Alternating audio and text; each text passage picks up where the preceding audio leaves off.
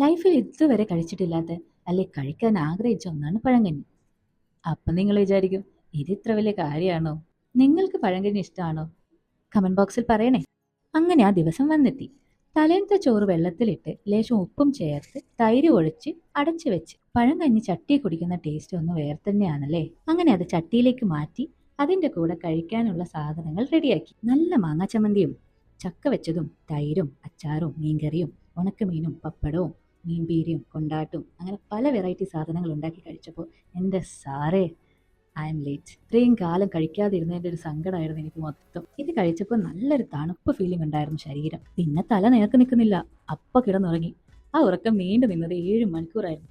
എൻ്റെ അമ്മോ, എന്നിട്ടും ആ മത്ത് മാറുന്നില്ല. നിങ്ങൾക്കും ഇങ്ങനെ അനുഭവം ഉണ്ടായിട്ടുണ്ടെങ്കിൽ കമന്റ് ചെയ്യണേ. പഴങ്കഞ്ഞി കുടിച്ചതിൻ്റെ ഒരു സന്തോഷം നിങ്ങളായിട്ട് ഷെയർ ചെയ്യണം തോന്നി. അതിന് മാത്രമുള്ളൊരു വീഡിയോ കേട്ടോ. അപ്പൊ ശരി, അടുത്ത വീഡിയോയിൽ കാണാം. വീഡിയോ ഇഷ്ടപ്പെട്ടാൽ കമന്റ് ചെയ്യാനും ലൈക്ക് ചെയ്യാനും കൂടാതെ ചാനൽ സബ്സ്ക്രൈബ് ചെയ്യാനും മറക്കല്ലേ.